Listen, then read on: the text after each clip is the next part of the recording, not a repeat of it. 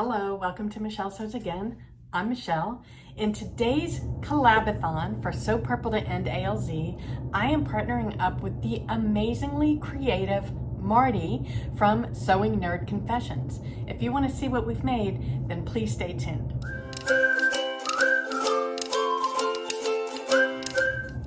All right, so I met Mardi back in March at the Sewing Expo that I went to with my sewing sisters, Carmen, Jen, and Trish, and we went to the Sewing Expo in Lakeland, Florida. And I had been in contact with Mardi prior to going. We knew we were going to meet up, and I had so much fun meeting her. She is such a joy. She's so fun and full of energy. She is very high energy, and she just really makes you feel good when you're around her. So and Mardi actually started her YouTube channel right after we had that, right after we met up at that expo. So I really hope that you'll go and check out her channel. She does a lot of upcycled jackets out of thrifted denim, and she is so creative. She is an artist by trade, and I think that you will really enjoy because she takes you along the journey of how she thinks about putting things together. And when I say she's upcycled a jacket, it's really more a work of art than it is just taking thrifted fabric and creating a garment. She puts so much creativity into it, it's gonna blow your mind. And she's done actually a series where she took you along her entire journey in making one of these jackets recently. So I encourage you to go and check it out. Because the upcycled jacket is kind of Mardi's signature or specialty, that's what we decided to do as a collaboration. In hindsight, I mean, I love my jacket, don't get me wrong, but in hindsight, I really put myself up against the expert. So it might not have been the brightest idea that I've had so far, next to doing a video almost every day for the month. But I did enjoy the process very, very much. So we decided to make an upcycled jacket, but we put a little bit of a twist on it. So not only are we upcycling from things that we've thrifted, things that were, about to go in the donation pile, some things that were in our stash, but we also decided that we were going to paint on our jackets. So we did that. So I'm just gonna take you through my whole process. So as I've mentioned already this week, I am in Ohio for work. I was not able to bring the jacket with me, so I tried to take as many detailed photos as I was able to. So hopefully I will be able to give you a pretty good sense of what the jacket looks like. And I am not going to focus so much on the pattern that I used. I am going to tell you what pattern I used, but I'm going to focus more on the process that I took to get to the end result. All right, so let's just jump into it. I used the Helen's Closet Pona jacket. I'll insert a line drawing here. And I chose that jacket. So originally I was going to use the Seamwork chip jacket. But then as I was reading the instructions, I realized that that jacket was actually designed for knit fabrics.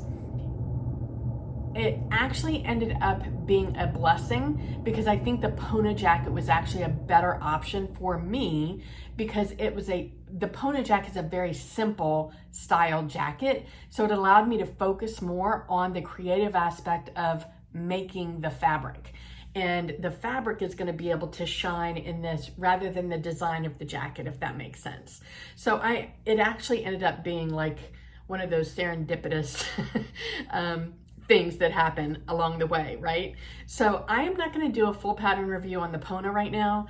I'm going to do that at another point in time. In fact, I do want to make a lighter weight version of that Pona jacket, like maybe in a linen or something. And when I do that, I'll probably do a full pattern review.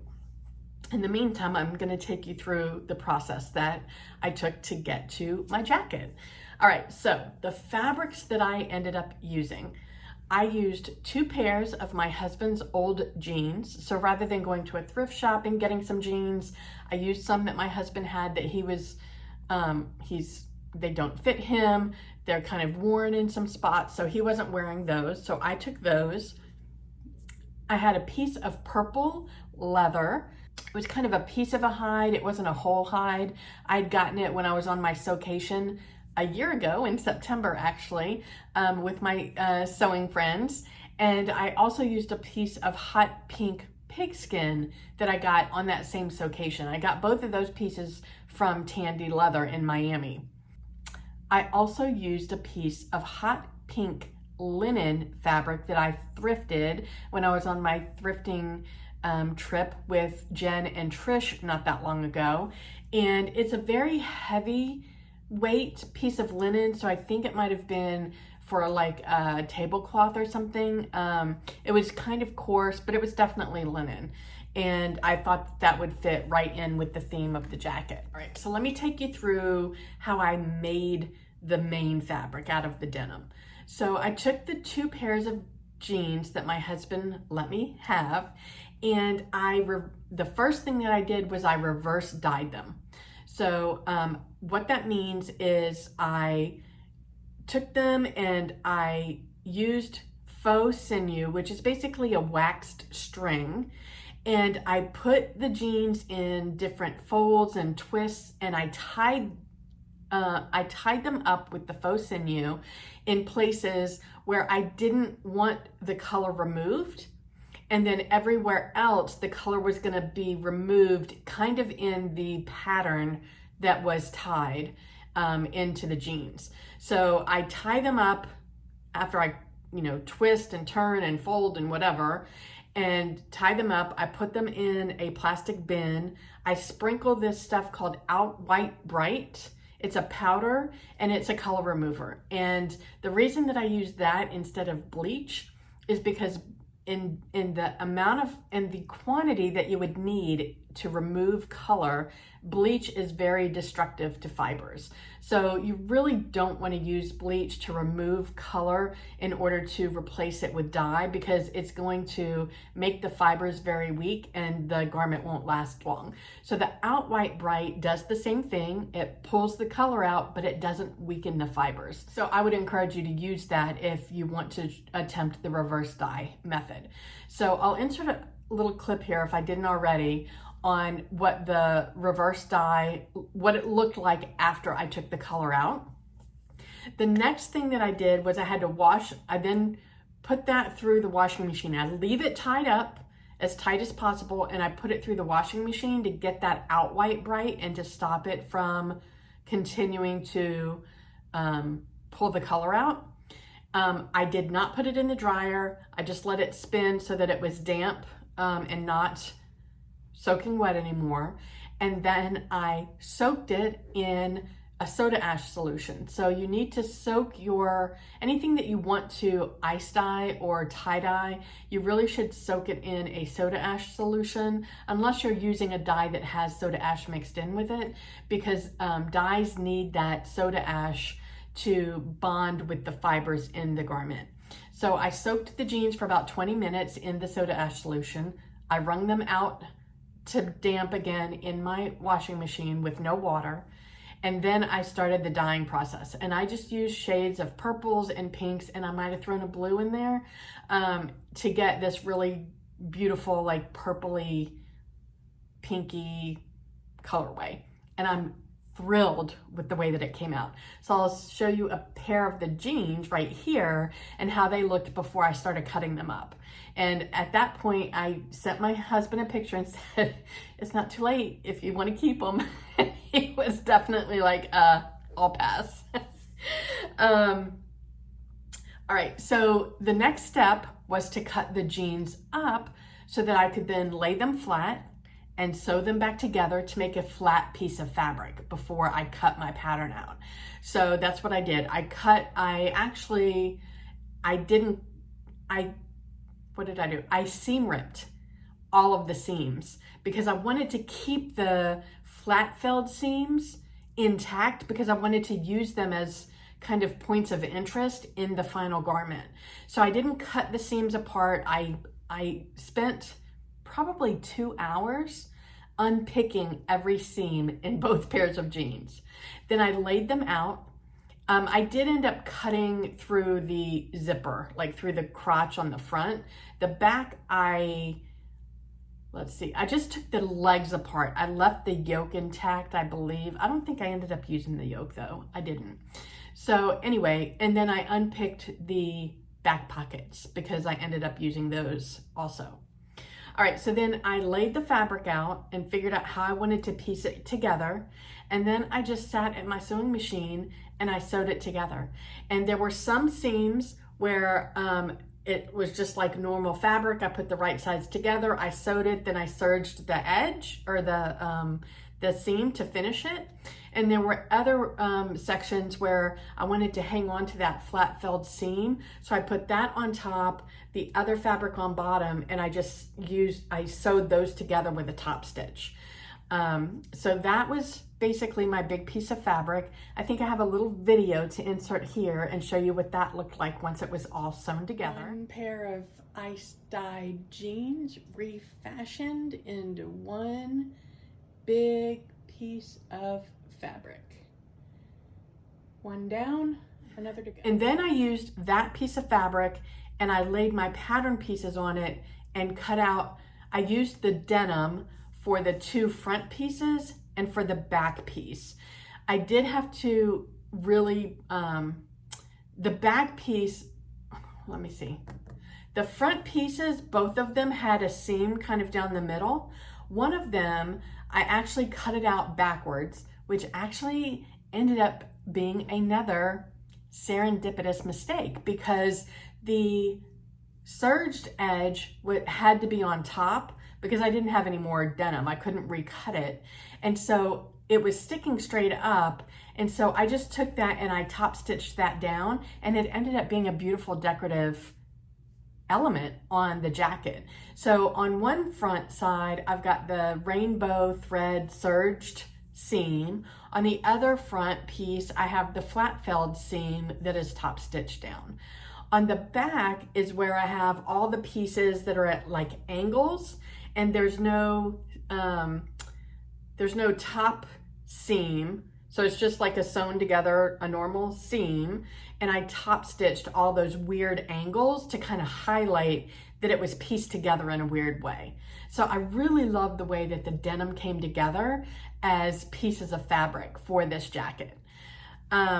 So then the next thing that I did was I cut out the sleeves and I used the purple leather for one sleeve. I actually intended to use the purple leather for more. I wanted to use it for the collar as well, but I actually didn't have as big of a piece as I thought I did. So once I cut the sleeve out, I didn't have enough scraps to make anything. It wasn't usable for anything else. So the sleeve is the only thing I got out of the purple leather. The pink pigskin leather, I cut the other sleeve and I cut one lapel. And then the collar and the other lapel are made out of the hot pink linen fabric that I had thrifted. So that's how that all came together. So then I sewed all that together. Like I said, the pony jacket's a very simple sew, so that all came together well. I did not hem the sleeves because I didn't want them to be super bulky. I'm not that well versed in sewing with leather.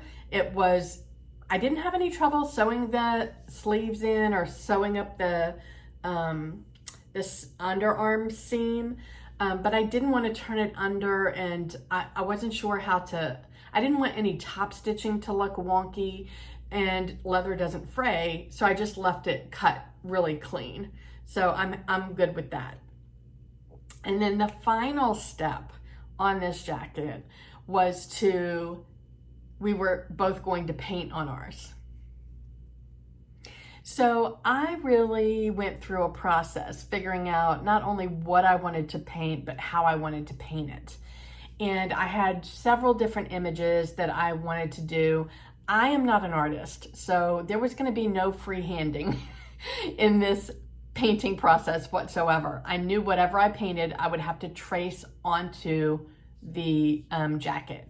So I had this really kind of stylized flower that I had thought about. I had this like line drawing of a face with a flower that I thought could be really cool.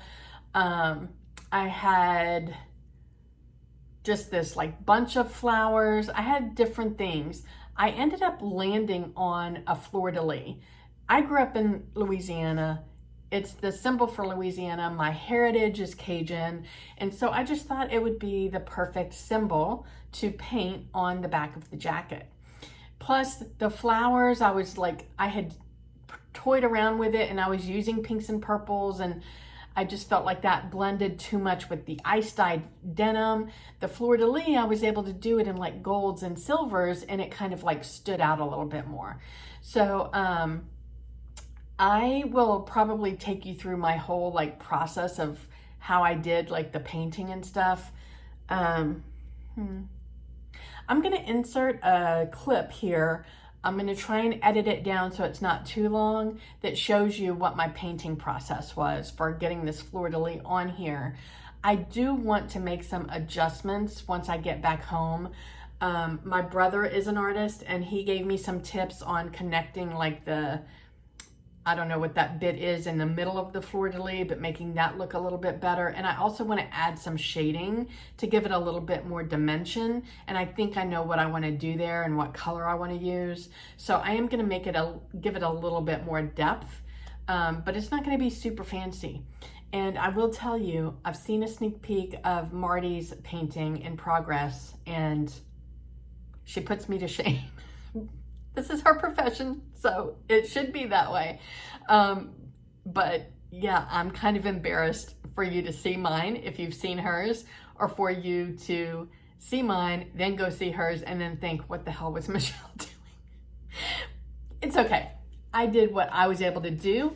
And what that kind of shows you is if you are not an artist, but you want to paint on something, then you can figure out a way to do it. Because I used my regular sewing tracing paper to trace the design onto the jacket, and then I used a combination of paint pens and Sharpie markers, colorful Sharpie markers, to get the design that I wanted.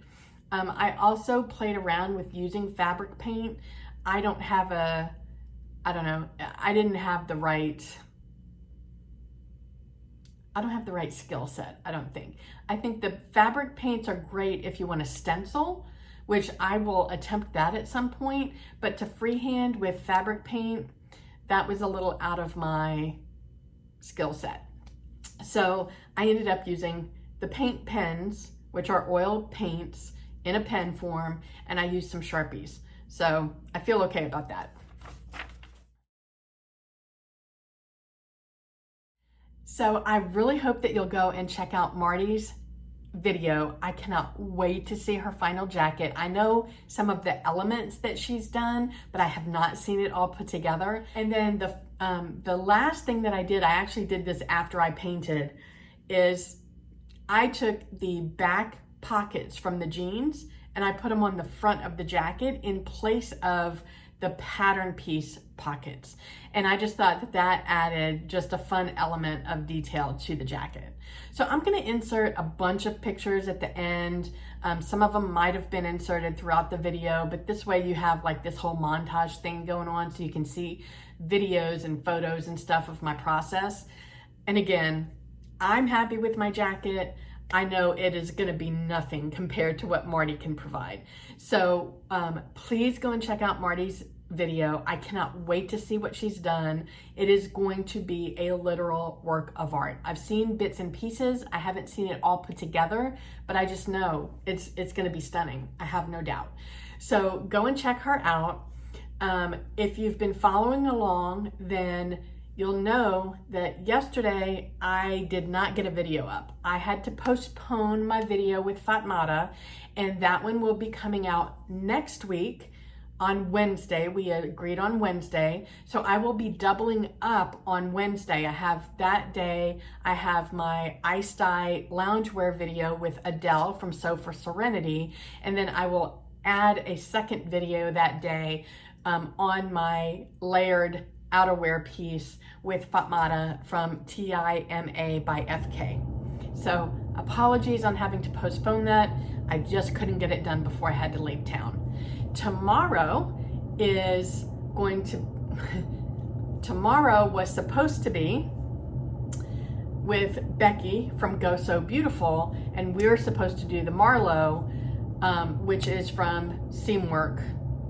Yeah, and that is my second garment this week that I was unable to get finished before I had to leave town. So I'll be posting another short tomorrow that tells you that that video won't be up until next week, and Becky has graciously agreed to postpone to Thursday. I'm so grateful to both Fatmata and Becky. They were just so gracious and so flexible and so nice about me having to postpone. In fact, they were both a little bit grateful that they had the extra time. So thank you so much to Fatmata and Becky for being so flexible with me.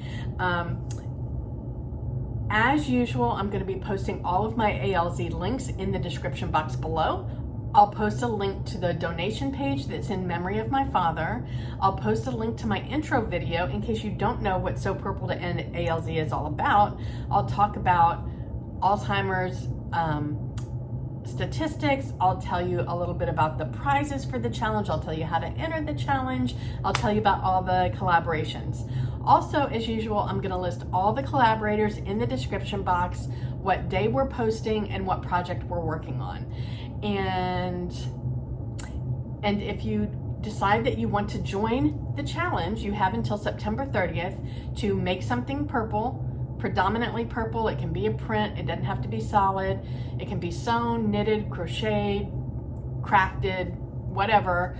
Post it on Instagram, use the hashtag SewPurpleToEndALZ22 and tag me in the description of your post at The Real Michelle Sews Again. And I will find you and I will enter you in for the prizes.